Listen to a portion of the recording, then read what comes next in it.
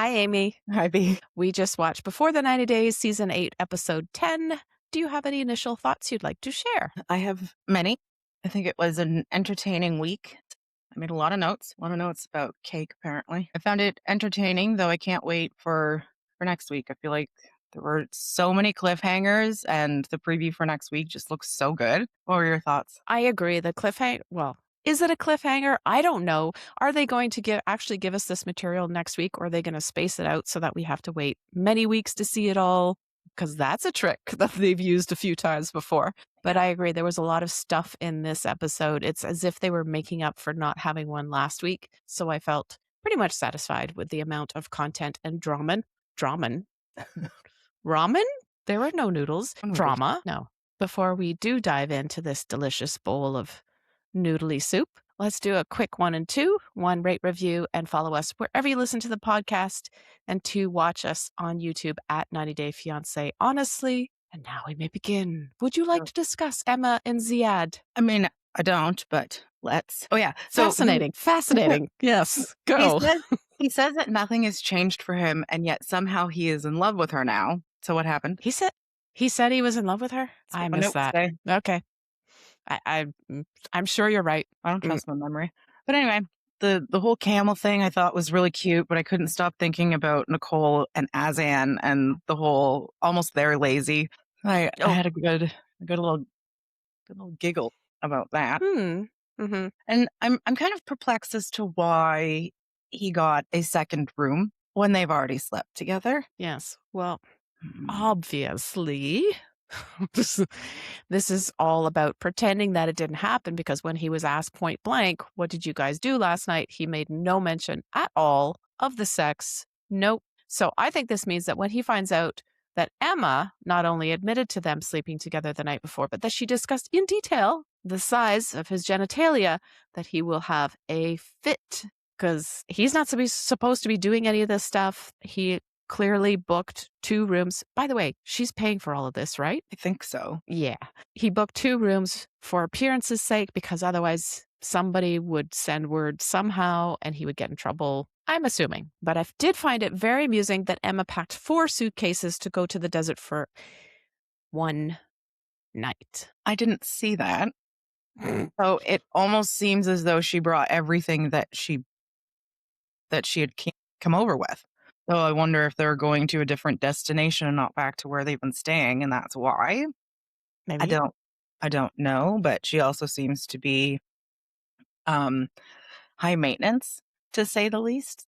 Yes, I've never seen a person ride a camel. First of all, in a dress. If you know you're going to ride a camel, would you not put on a pair of pants first? No, apparently not if you're Emma. And secondly, riding a camel with a purse. A purse. What do you need your purse for? Are you going to stop at a little cafe halfway through the desert and order some espressos? What does she need her purse for? I have absolutely no idea, but it seems like a safety issue, because who knows what's in there, how much it weighs. It could, mess up her equilibrium. Okay, we'll go with that. The next occasion is the romantic dinner that Ziad has planned for them. Wait, we forgot to announce. Oh.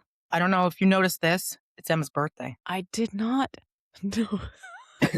I did not notice that. She only mentioned it about 6,000 times. Mm-hmm. And her voice was so high-pitched. She was so excited during this whole segment. It was as if she was on, I'm not even sure what the drug would be, speed? Cocaine? Like, she was a mile a minute. She was so hyper. I've never seen anybody have that level of excitement and anticipation for their birthday unless they were under the age of 6.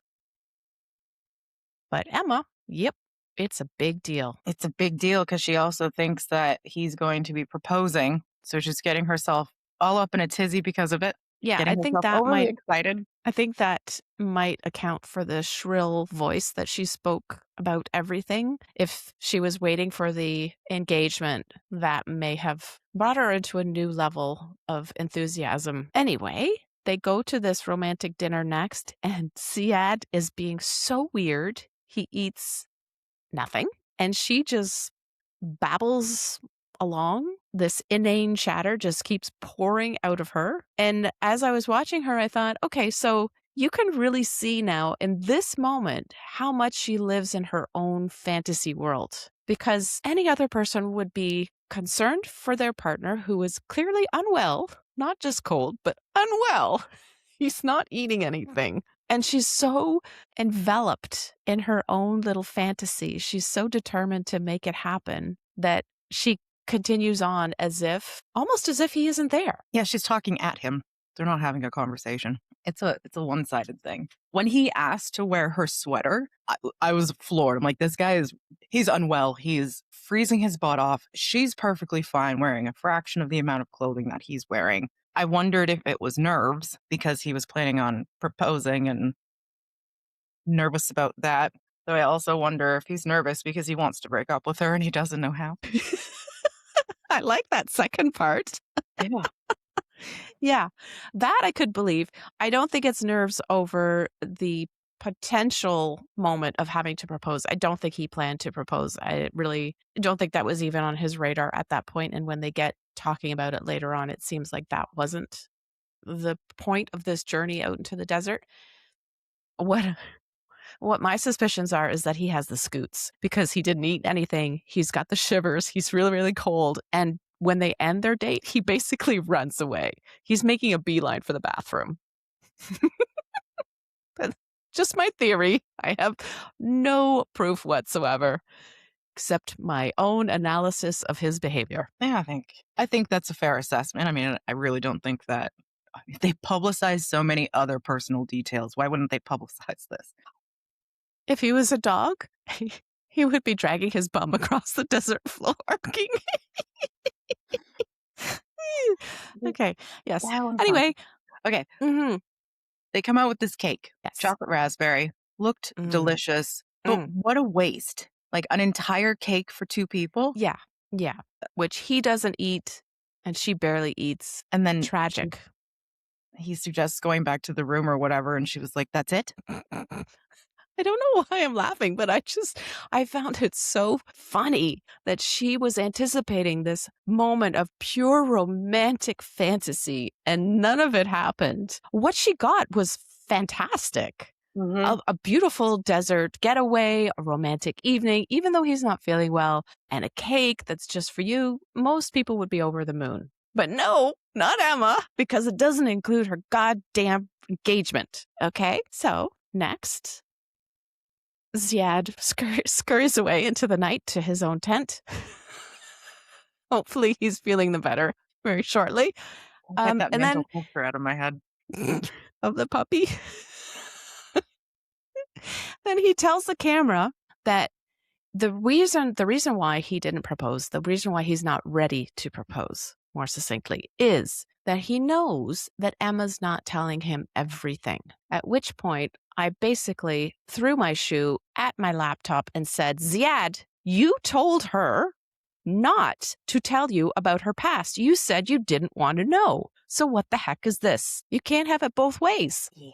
I have nothing. I think that they're both just like they lack in the communication skills and he's been leading her on and she hasn't been honest and he hasn't given her the space to do so. Yeah. So the next morning, they actually have an honest conversation about why she's upset because he didn't propose and why he didn't propose because he doesn't know about her past and she hasn't told him. So now is the opportunity for Emma to open up and for Ziad to receive the information which he previously was not open to receiving. Okay. Yep. So she spills the beans. She has a Moroccan ex. She admits that she was still with that ex when she met Ziad, that she's been to Morocco before, and that she was previously engaged to this dude. What do you think? Do you think Ziad is taking it all in stride and going to say, hey, wow, that's some story. I'm so glad you shared it with me. Let's move on. No. He's going to lose it. There's going to be an altercation. Mm-hmm. I don't know. I hadn't thought that far ahead. Okay. Well, shall we read on in that case? Yes, please. Back to Forrest and Sheena in the Philippines. Ugh. Wow, this brings me down. My first note is, oh my God, I don't care about any of this. Exactly. Who freaking cares what Molly thinks? She's out of her mind. Yeah, Are we really surprised? Does any of this surprise us anymore? None of it. surprises me, really. It's just the constant affirmations of how awful these people are. Which people specifically are awful? Forrest and his mom, specifically. Forrest and his mom. Okay. Yes. Yeah. I'm not sure that I lump Forrest into that category. However, Molly is so insufferable in this episode, the way that she continues on, despite all evidence to the contrary, about Sheena using them and lying to them and all of that stuff. May I remind you of one simple fact? Please. Forrest and Sheena, but more particularly Forrest, I believe, are lying to us as well. Because this whole idea that this is the first time that Sheena and Forrest are meeting is a lie. And Molly knows this. And yet, Sheena is the evil one. Sheena is the perpetrator. She's the one doing the bad things because she lied about the money that she saved for herself and then gave to her family out of cultural obligation. This is so wild. Like the layers just keep getting more and more absurd. You guys are lying. You, Molly, are lying. You know that Forrest has been there before, at least twice, and you're all pretending like, oh, this is all brand new. We've never met these people before. Well, she has never met them, I'm sure, but Forrest and Sheena have been through this situation already. Come on, dudes. Like, move on.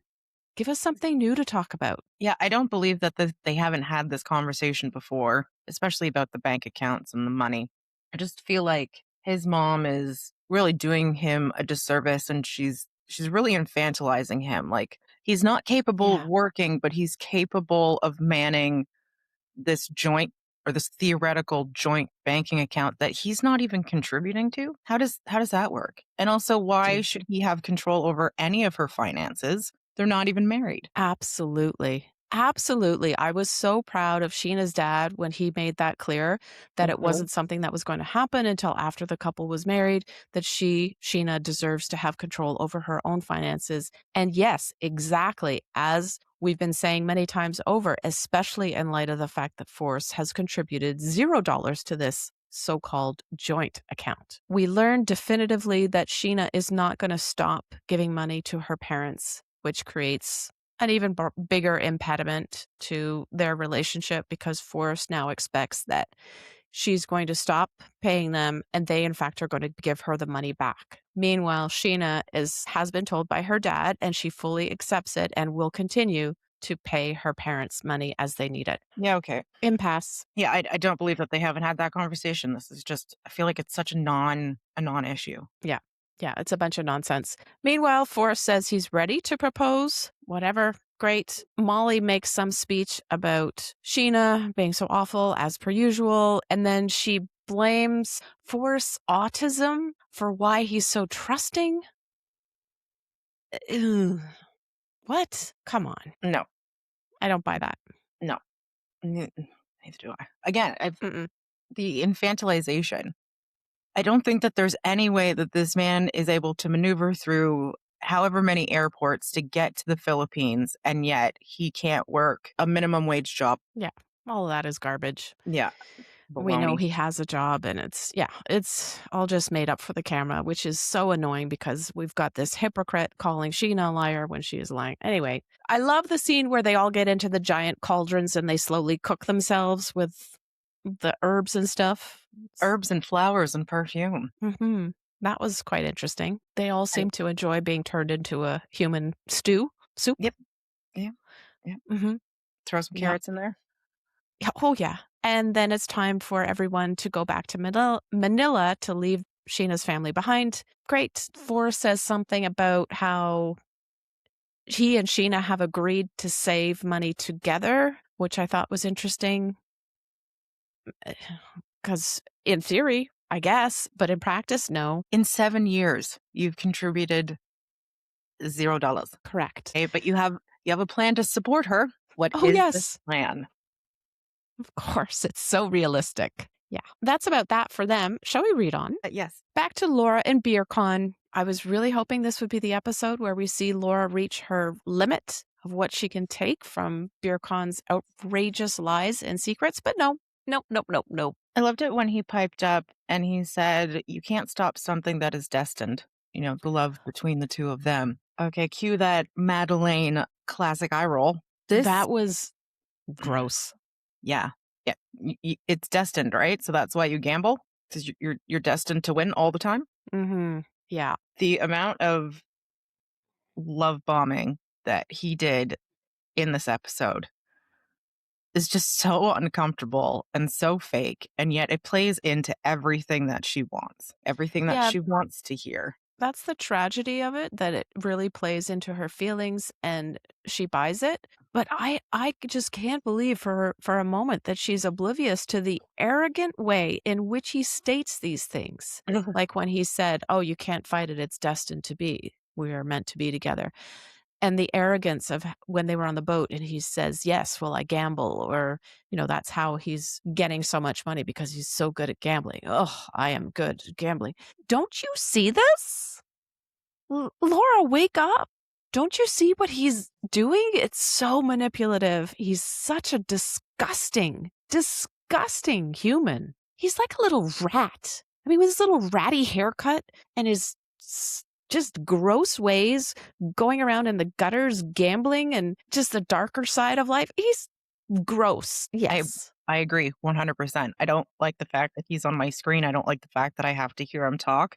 I don't like the fact that I have to see her staring at him with these hearts coming out of her eyes. Ugh. Just wake up. And And to think that she was financially taken advantage of in her marriage before, which we'd learned in this episode, and yet even though she's seeing the same patterns or similar patterns, she doesn't run away, she doesn't question. She just goes, "Oh, well, it's my defense mechanism to not be trusting of you automatically, and so that's why I'm taking." Like, you don't have to apologize, Laura.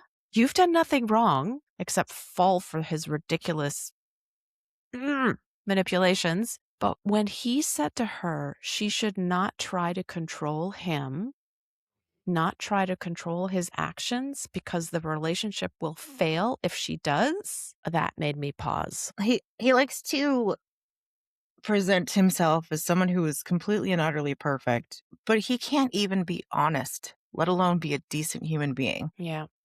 And again, just the way that she's just gobbling all of this up it's so uncomfortable. And then he tells her that he's going to try to stop gambling. Okay. I've had two friends who have had significant others who have gambled away tens of thousands of dollars and they still stay. Yeah. I don't think you could just say that you're going to do it.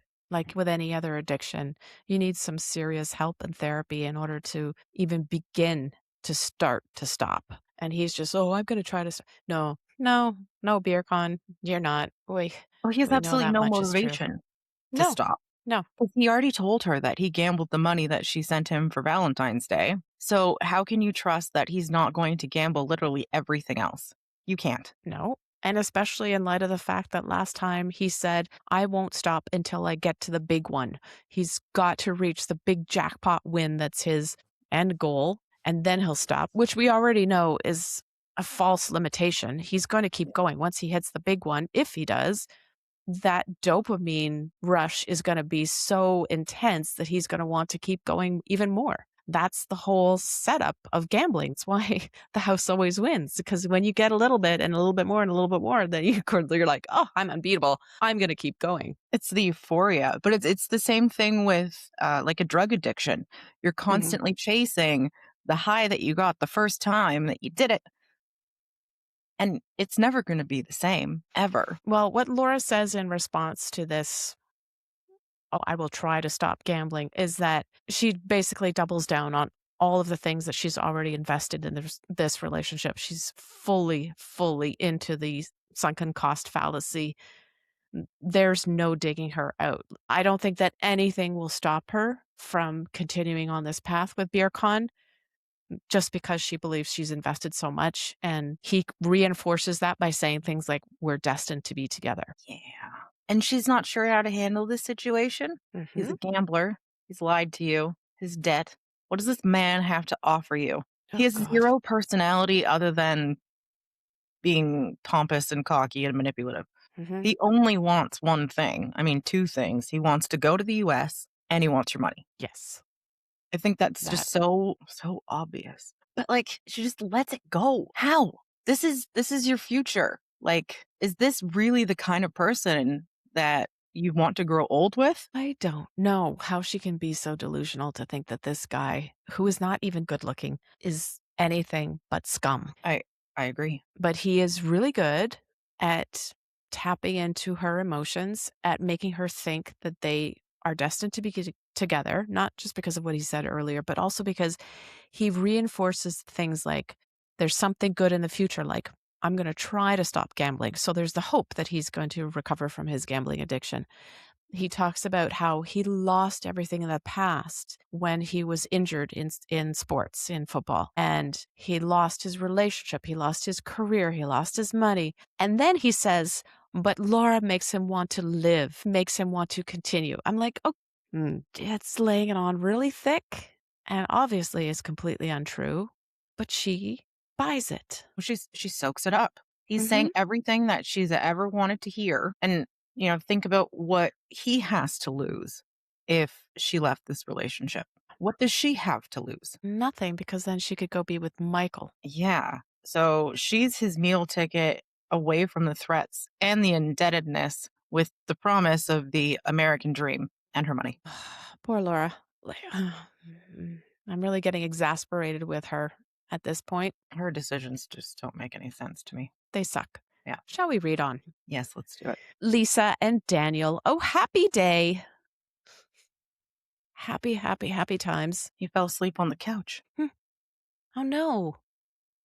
Oh, dear. That's so Yeah. sad. With How absolutely no unusual. resolution of what happened with his friends. Mm-mm. Okay. And it's just so infuriating. She has snapshots of his conversation with this other woman. He's gaslighting her, yet she has the proof. So why don't you take the evidence for what it's worth and accept the fact that he's a liar? No? Yes. I mean, the fact that she can't prove it to him because she's deleted those things is really immaterial. The point is, she's seen them. She's had the conversations with this other woman. She knows what was said to her. And the fact that he is lying the day after he said he did know this woman when they were with the friends, and yet Lisa doesn't say, okay, buddy, thanks, see ya, because you're lying to my face, again, shows how desperate she is. Just like Laura, she will believe anything. So all Daniel has to do is reaffirm, oh, I don't know who that is. I've never seen her before.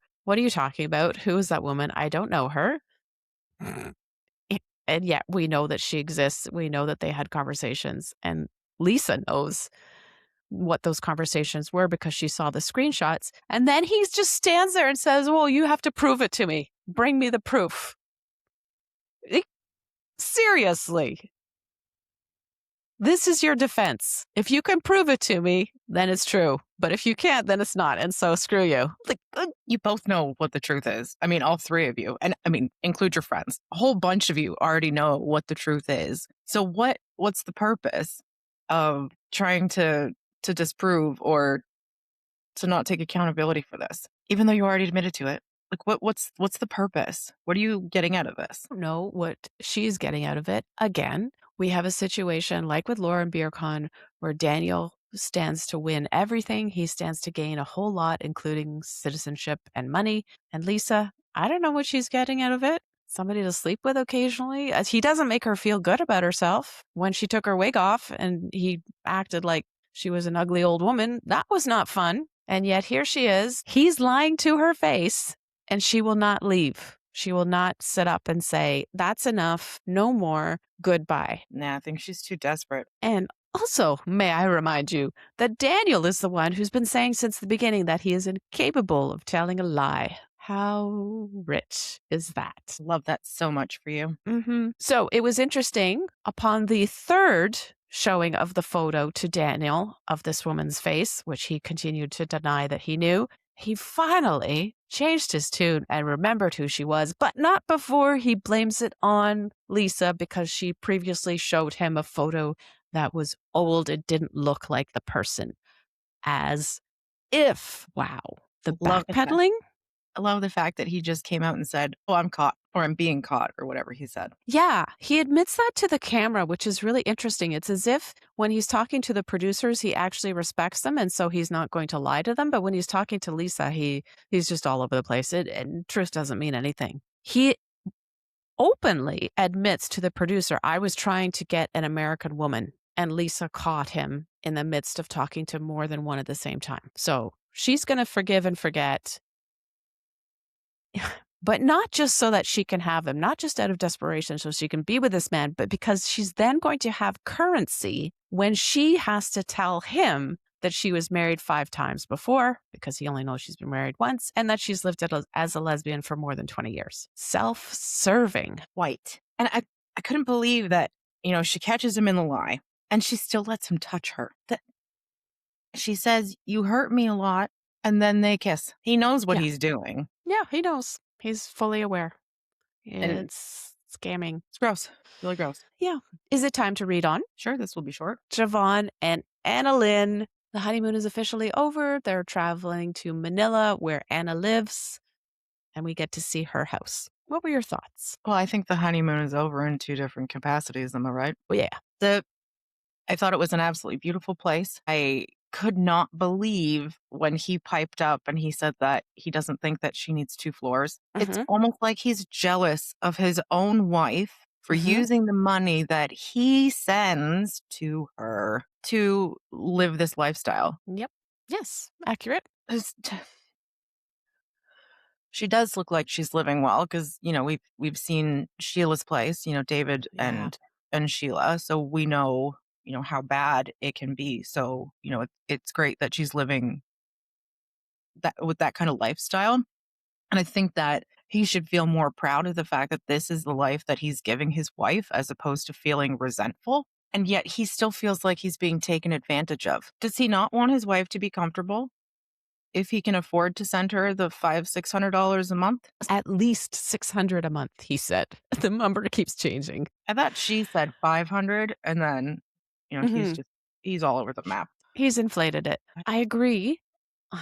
His jealousy over her living circumstances is really awful. You are married to this person. She does not have a way to make her own money because you guys have agreed between the two of you that she would live on your American schedule so that she can't hold a job during the day. And you have to then support her because she has no other means to live. The amount, I don't know how they came up with that. I'm sure they must have agreed between the two of them what was necessary to live. And you can't be begrudging after the fact when you see the place of the amount that you both agreed to give, or the amount that you agreed together that you would give to her in order for her to live. There must be some part of him that knew that $600 or more, or less even, would be a very comfortable living in the Philippines. He must have known that. Like, everybody knows that. It's not But the same. would he have known that given the fact that he's never been there before? I think, yes, you're right. He will know much more detail of what it's like when he's there in person, clearly. But just knowing as a general rule, like, not everything is as expensive as it in the world as it is living in a Western country like the United States or even Europe. Things can be much cheaper. So sending an amount of money like $600 may not seem like a lot to us for groceries and rent and clothing and all the things.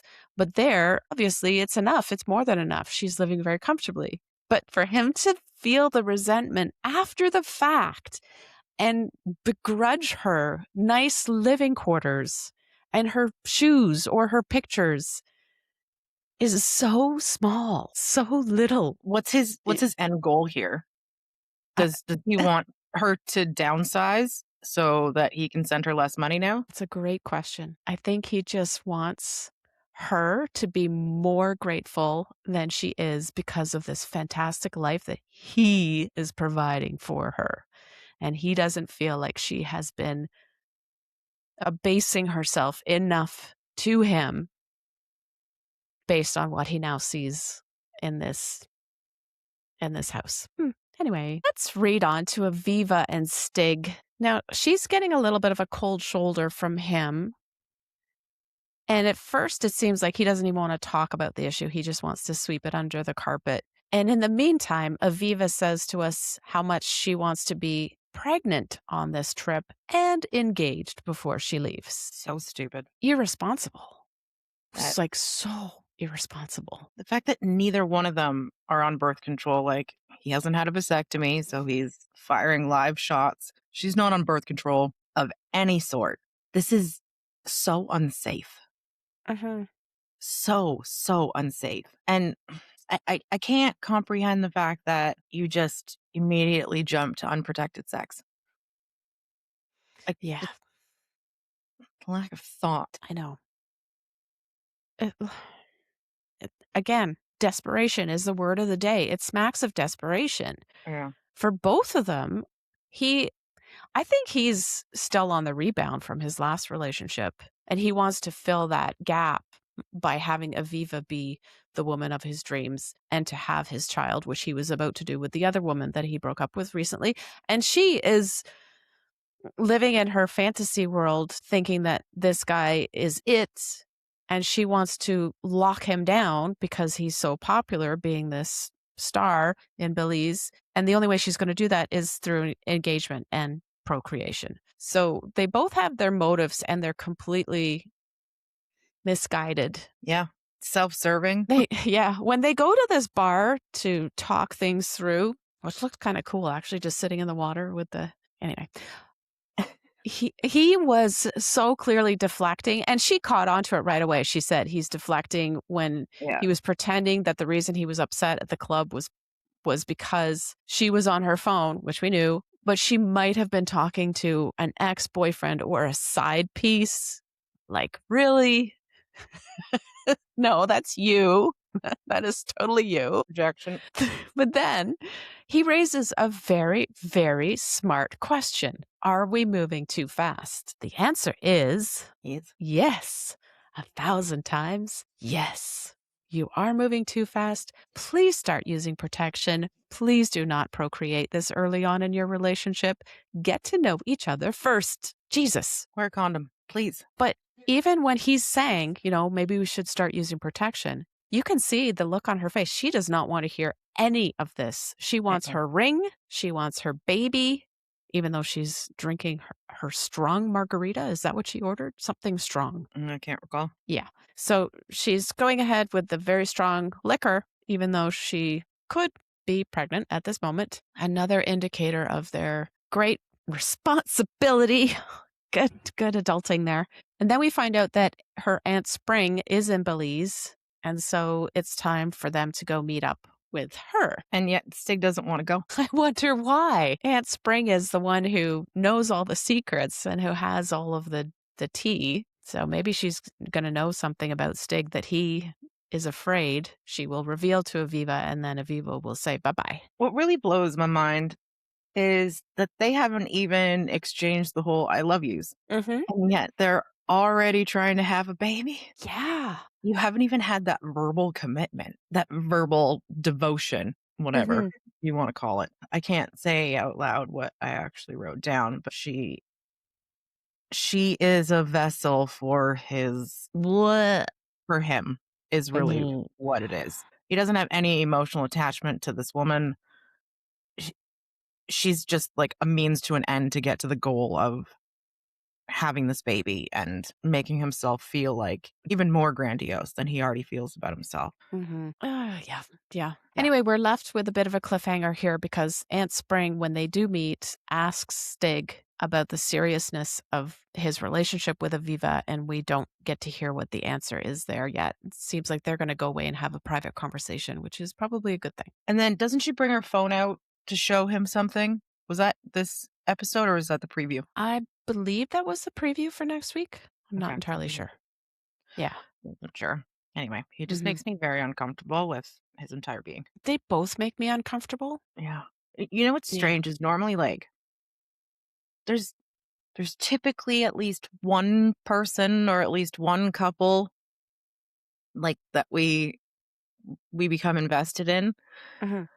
And yet I don't think any of these people are redeemable other than oh, what's her name? The one with Rick? Trisha. Trisha. Thank you. I think she's the only one that has any redeemable qualities. She's the only one that I'm voting for right now, and it's to leave. I mean, quite possibly Laura and Michael, but I mean, who really knows with Laura's unfortunate decision-making skills up to this point. Yeah. Yeah, you're right. There is nobody to root for really this season, which is odd. Although we do have a new couple coming next week or sometime soon. However, she seems like she's a little bit unhinged from the preview. And speaking of Trisha, who you and I both adore, it looks like they're meeting her family. So even with the knowledge of Rick being a complete asshole and cheating on her, she's going to go through the meeting with the family, which I thought was crazy. Yeah, for lack of a better word. F- mm, I'm surprised she just like we talked about this on the last episode. But like she held her own so well, and I really thought she was done. So the Yeah. fact that they're going forward with this really Mhm. really surprised me. Mhm. He does not deserve to get to meet her family, and why are you going to put your family through that when you already know how big of a clown this guy is? Yeah, I don't know. But it looks like we're in for some interesting times, at least, even though we don't have that star couple to make us feel good and to make us feel hopeful for the future. One last thing, and it's not even about this episode. Oh, When he meets her family, I remember when we first met her and she was talking about her tribe yeah. and how aggressive they are. I wonder if this is her opportunity to like throw him in the lion's den and then tell them what happened. Yeah, And then he's going to experience the repercussions, perhaps. I mean, I'm hopeful for that. Yeah. that would be Anyway, I good. thought that was a good episode. I'm looking forward to next week. Fair. I'll agree with that 100%. And before we go, if you're enjoying the 90 Day Fiancé Honestly podcast, please subscribe to or give our show a follow. If you have an additional moment, please rate us and help other 90 Day fans to find our show. Thanks for listening. Thanks, everyone. See you next week.